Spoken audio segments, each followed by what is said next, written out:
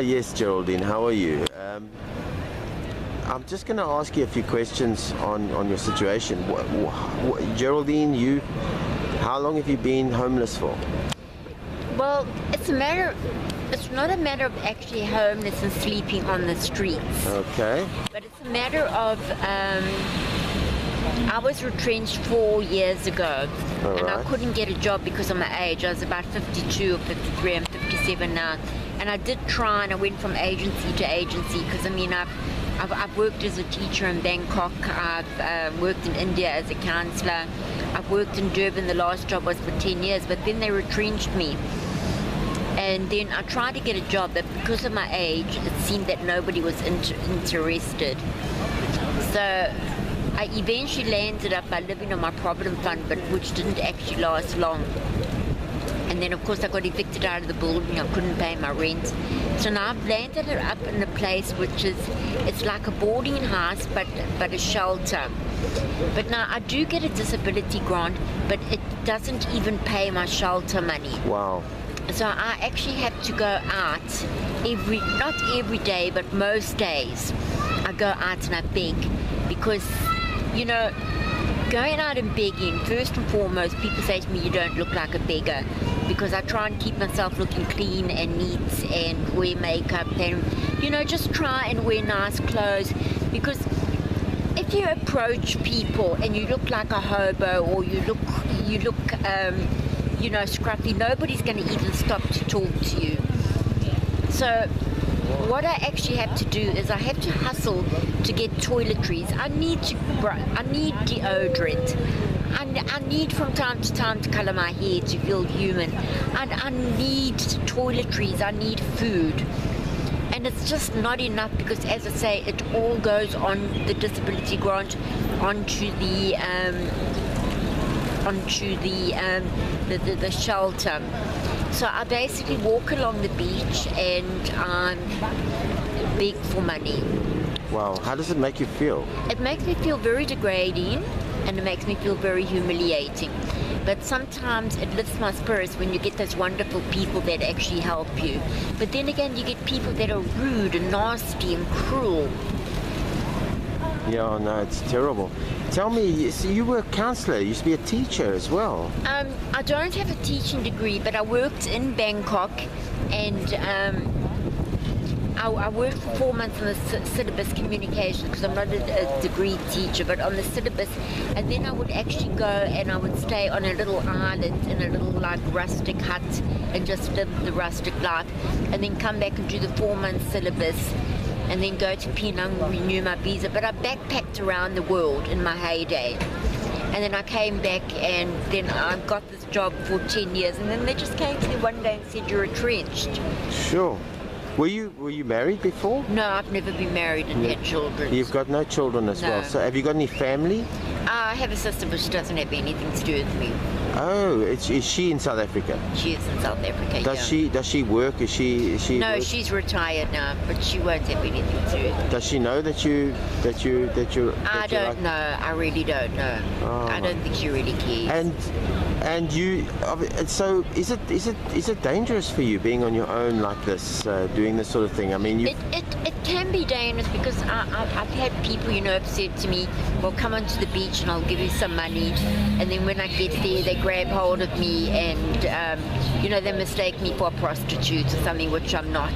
I actually beg. I'd rather die than be a prostitute. But, sometimes the people, they make propositions and it's just not worth your human, my dignity and my respect is so low. Okay. That I've got to try and.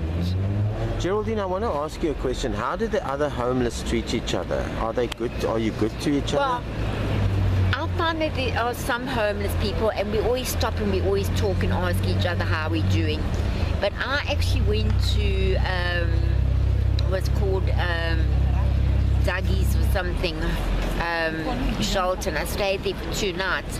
But when I got there, it was like, it was terrible. It was like, you know, you see pictures of a Brazilian prison. Yes. And I've seen prisons in Thailand. Yes. It was like double-decker beds upstairs and downstairs, and all these different nationalities lying there. But you know what hunger is? No.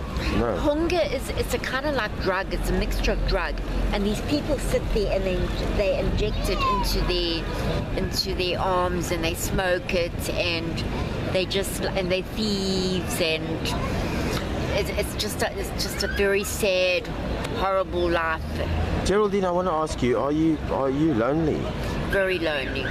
It's a lonely life. It's a very, very lonely life. What kind of hope do you have? Do you have any hope for the future? I'm just hoping that somebody could come up to me and say, because I mean, I'm 57 now. I wish somebody could come up and say to me, they could give me some job, even if it's a menial job. I went to try as a packer at Checkers. They don't pay you, but you get tips. But I go there and they always say, no, nothing available. So I would actually even do that. I would actually work with tips. I would scrub floors. I can't be a caregiver because people look at my size and they think, you know, you're too small. Yes, I understand. But I would just love some normality of life, some kind of job that I can do and get my self-respect back. The church, have you ever gone to the church? I do go to a church, Agape Church. It's a very lovely church, very poor church. It's at Addington Hospital. It's like a lot of churches that people go to because they get food parcels and they get food. Yes. So they go there for the food. But this church doesn't offer that. Now and again they give me, you know, something like vegetables and something to eat. But it's not like that, because when you go to church, you go to church. You don't just go there and, like, you know, for the food parcels. Do people, in terms of food, I mean, do you eat every day? No, I don't eat every day. Sometimes I go without eating for about 3 days. 3 days? How do you manage? And I suffer terrible from insomnia, so I can't sleep. And by the time I wake up, I'm absolutely zonked. And then I have to go and have some people say you're drunk. But if you see here, this is, and I'll show you, this is all my medication for Edward. It was for my seizures, and they also say it's for bipolar. And then some people say, oh, you're drinking, you're taking money to drink. But you can't drink on this because you'll have another seizure. You can't now tell me, this medication, that's from a hospital? Yeah. From Addington or? No, from King Edward. King Edward. Do they help you at least with that? I go to the psychiatry department and, you know, they talk to me, but it's not the same psychiatrist every time. So they don't really know. One person says it's bipolar, one person says it's epilepsy. So because I did have some seizures. So basically, your daily living is you get up in the morning, you stay in a shelter place, then you go and beg for food. Don't you get food helpings from the supermarkets or from those feed out places? You don't get any of that? There is, you know, there's a place, but you got to walk for miles on a Tuesday, Wednesday, and a Thursday, and you walk for miles. And when you get there, the people start fighting over the food and pushing over queues and throwing food. So I thought, no, you know, that's not something that God wants. I just don't go there. But over the weekends here, on a Saturday and a Sunday, they hand out food. Oh, they do give out food. They do give out biryani. Sometimes I do go and eat it. I'm not a massive eater, but sometimes they have here on a Saturday night, Gift of the Givers. The night time is better to hassle, but then I've got to catch all of one of those taxi Kumbi African things back to Berea Centre. Then I walk to Davenport Road and I hitchhike. Wow. And that can be quite dangerous. That's very dangerous. Now, thank you, Geraldene. What do you what do you need?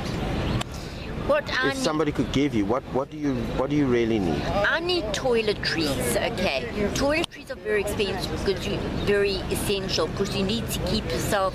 And there have been times when I'd rather buy a bar of toothpaste than a piece of food because I know I have to keep myself clean. Okay. And that's the main thing, is to keep myself clean. I have, fortunately, when I lost everything, I have still got some clothes left. And you see, the thing is, you can't actually go looking like a hobo and looking scruffy, because you can't approach people. People don't want to know you. But at least if you try to dress different, obviously I've got lots of clothes. That's the one thing I've kept, and they're very expensive clothes for the days when it's working. But you can't come down here in like a little fake fur jacket and ask people for money. Correct, I understand. So I try and dress casual and smart, and always, there's not a day I don't go without a shower. Well, that's good. It's a great story. Thank you. And obviously food would help you. Food would help me. Food would help, because sometimes, right now, I have been fed and I've put on a bit of weight, but there have been times when I've actually been just skin and bones, and so I've tried to actually put up weight, because a lot of people, they look at you and they think, oh, don't go near her, she's got AIDS, which I feel sorry for people that have it, or she's got tuberculosis, or she's got something like that. So I managed to pick up a little bit of weight, by the free food that is handed out in the beachfront. But I find it's better to hassle in the night time, because then you get all the people and they're more generous. For sure. Right, thank you, Geraldine.